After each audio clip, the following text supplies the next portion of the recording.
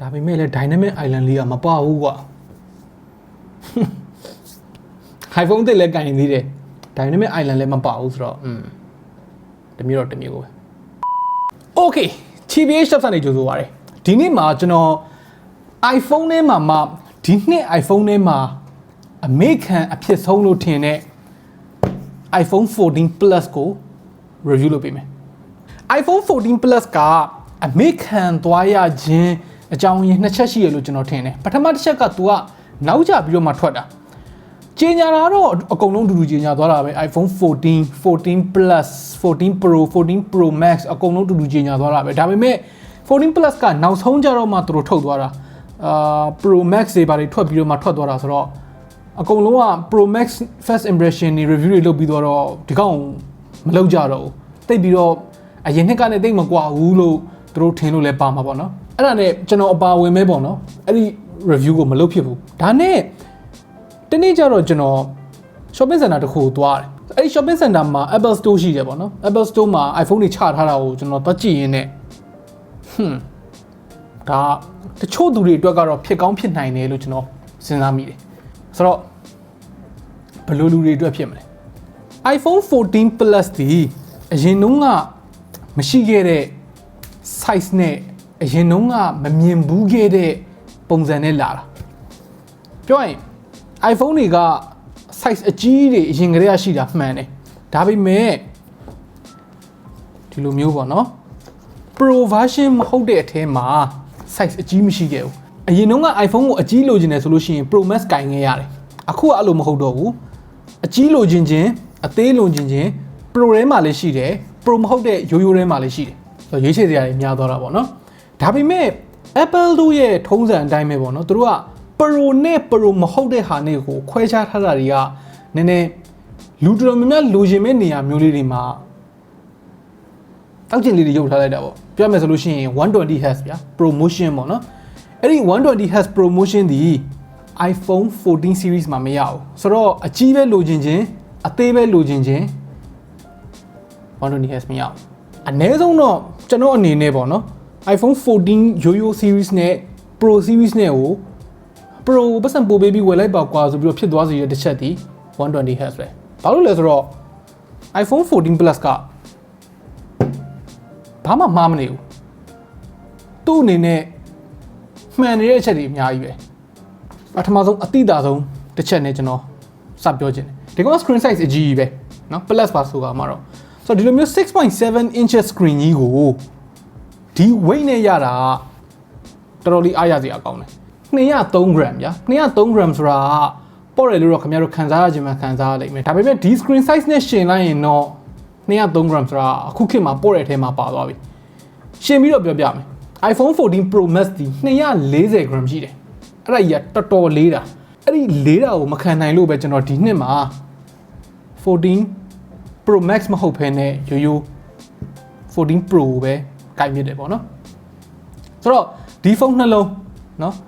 screen size ကြီးကအရန်กว่าကြီးเนาะဘယ်ဖုန်းကပိုလေးတယ်ထင်တယ်ဒီအသေးလေးကပိုလေးတယ်ဗျာเนาะဒီ PC လေးကဒီအကြီးထက်ပိုလေးတယ်အတိအကျပြောမယ်ဆိုလို့ရှိရင်3 gram ပိုလေးတယ်အလေးချိန်ဆိုတာကလေ size ပေါ်မှာမူတည်ပြီးတော့ခံစားရတဲ့ခံစားချက်ပြောင်းလဲစေတယ်တသေးလေးနဲ့200 gram လေးတာနဲ့အကြီးနဲ့200 gram လေးတာနဲ့ကဒီနေရာမှာတော်တော်မတူဘူးအဲ့ဒီတစ်ချက်ကဒီ iPhone 14 Plus ကိုတခြား13 Pro Max တို့14 Pro Max တို့အစားရွေးတဲ့တစ်ချက်လို့ကျွန်တော်မြင်တယ်ဟုတ်တယ် reviewer တွေအတွက်ကတော့ပြောမယ်ဆို13 series တုန်းကနဲ့ SoC ကကွာမသွားဘူးเนาะကင်မရာတွေကလည်းဒီမှာဆိုလို့ရှိရင် telephoto lens မပါနေသေးဘူးမနှစ်တုန်းကကင်မရာတွေပြန်သုံးထားတယ်အဲ့လိုမျိုးခံစားရကောင်းခံစားနိုင်ခက်တာသူ့ရဲ့ SoC ကလည်းနှေးမနေသလိုသူ့ရဲ့ကင်မရာကလည်းစုပ်မနေဘူးမှန်တယ် telephoto မပါတော့တချို့နေရာတွေမှာတော့နည်းနည်းလိုကောင်းလိုနေနိုင်တယ်14 Plus ကိုသူ့ရဲ့ကင်မရာကြီးကမကောင်းဘူးနေနေတယ်လို့ခံစားရမှာမဟုတ်တာတော့သိကြတယ်။ဒါက flagship စီးရင်ဝင်နေတယ်ကြာသိလား။ပြီးတော့အရင်နှစ်တုန်းကမပါခဲ့တဲ့ action mode ပေါ့နော်။အဲ့ဒါလေးလည်းပါတယ်။ action mode ကပြောရမယ်ဆိုလို့ရှိရင်တော့အများကြီး crop လုပ်လိုက်ပြီးတော့သူ့ရဲ့ digital image stabilization ရဲ့ optical image stabilization ရဲ့နှစ်ခုပေါင်းပြီးအလုပ်လုပ်တာပဲပြီးတော့ဒီ iPhone 14 Plus ကိုနောက်ထပ်ကြိုက်တဲ့တစ်ချက်ကသူ့ရဲ့ battery life ကျွန်တော်ဝယ်လေးတာကိုမခံနိုင်လို့14 Pro Max ကနေပြီးတော့14 Pro ကိုပြောင်းလိုက်တဲ့အချိန်မှာကျွန်တော်မခံစားနိုင်တာတစ်ချက်ကတော့သူ့ရဲ့ battery life ပဲ battery life ကအရင်တုန်းက2ရက်လောက်เนาะမေးလျော့လျော့နေလို့ရတဲ့အနေအထားနေပြီးတော့နေတိုင်းအသွင်းရတဲ့အနေအထားကိုရောက်သွားတယ်သတိထားပြီးတော့အသွင်းသွင်းပေးနေရတဲ့အနေအထားရောက်သွားတယ်ပေါ့နော်ဘုံလည်းပြောရင်အဲ့ဒါယူမကြိုက်ဘူး14 Plus က14 Pro Max တို့13 Pro Max တို့တော့ငါလောက်တော့ battery ကကောင်းတယ်လို့ကျွန်တော်မခံစားရဘူးဒါပေမဲ့ရိုးရိုး size အသေးပေါ့နော်14တို့14 Pro တို့နဲ့ရှင်နေဆိုလို့ရှိရင်တော့ battery တိတိကျကျပိုကောင်းနေလေအောင်မယ်တမိတော့သုံးလို့ရချင်မှရမယ်ဒါပေမဲ့တရက်ခွဲလောက်ကတော့အသာလေးသုံးလို့ရတယ်ပြီးတော့ဒီ iPhone 14 Plus ကိုနောက်ထပ်ကြိုက်တဲ့တစ်ချက်ကသူ့ရဲ့ဘေးပေါင်လေးအရင်ကတည်းကလည်းဒီဘေးပေါင်မယ်အခုလည်းဒီဘေးပေါင်မယ်ဘာဖြစ်လို့ထူးခြားပြီးလာပြောနေတာလဲဆိုတော့ဒီဟာဒီ Pro Series ရဲ့ဘေးပေါင်ကကြီးလိုက်ရင်တော့နော်ဟိုကြော်ညာဆိုင်းဘုတ်တွေထဲမှာကြီးလိုက်ရင်တော့မိုက်ကောင်းမိုက်ရင်မိုက်နေလိမ့်မယ်ဒါပေမဲ့အခုဒီမှာကြည့်ကြည့်ယွန်းနေရာကြီးအဲ့လိုလက်ရာကြီးတွေထင်ပြီးတော့သိလားမသိတော့အများနဲ့တုံနေမယ်ဆိုလို့ရှိရင်တော့တမျိုးပေါ့နော်ဒါပေမဲ့ပုံမှန်တုံးနေကြဖြစ်သွားပြီဆိုလို့ရှိရင်အဲ့လိုယွန်းစရာကြီးဖြစ်သွားဆိုတော့အဲ့ဒီဘောက်ကိုမကြိုက်ပြီးတော့နောက်ထပ်တစ်ချက်ပေါ့နော် reviewer တွေအနေနဲ့ဒီ14ကို Pro မဟုတ်တဲ့ဟာတွေကိုကြော်လိုက်ပေါ့14တို့14 Plus တို့ကိုကြော်လိုက်13 Pro Max တို့ဘာလို့လို့ဟာမျိုးကိုစက္ကန့်ဝယ်လို့ပြောတဲ့သူတွေလည်းရှိတယ်ပြန်ပြီးစဉ်းစားကြည့်လိုက်ရင်သူတို့ပြောတာလဲတော့မမှားဘူး13 Pro Max ကကျွန်တော်အနေနဲ့ပေါ့နော်ပို့ပြီးတော့ premium ဖြစ်တယ်လို့ခံစားရတယ်ပြီးတော့ Pro Max ပြသိလား Pro Max ရဲ့ရိုးရိုးရဲ့ကကန်ရတဲ့ feeling ချင်းကမတူဘူး Pro Max ဒီပို့ပြီးတော့ flagship ဖြစ်တယ်နော် iPhone ကန်တဲ့သူတွေက latest and greatest ကိုကန်ကျင်ရတာဖြစ်တဲ့အတွက် latest မဟုတ်နေအောင်မှ तू က greatest ပုံဖမ်းလို့ရတယ်ဗျာသိလားအဲ့ဒီတစ်ချက်ကဒီကောင်ကိုနည်းနည်းကြော်သွားစေတယ်လို့ခံစားမိတယ်ဒါပေမဲ့အဲ့ဒီ13 Pro Max တို့ဘာလို့စက္ကန့်ဝယ်လဲဟုတ်တယ်ဈေးသက်သာတာမှန်ကောင်းမှန်တယ်ကင်မရာလည်းဒီကောင်လောက်ပဲဒီထက်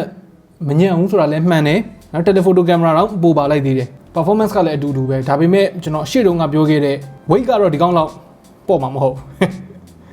အဲစတုံကြီးကိုကန်ရမှာပြီးတော့ဘယ်လိုပြောမလဲဒီကောင် latest ဖြစ်တယ်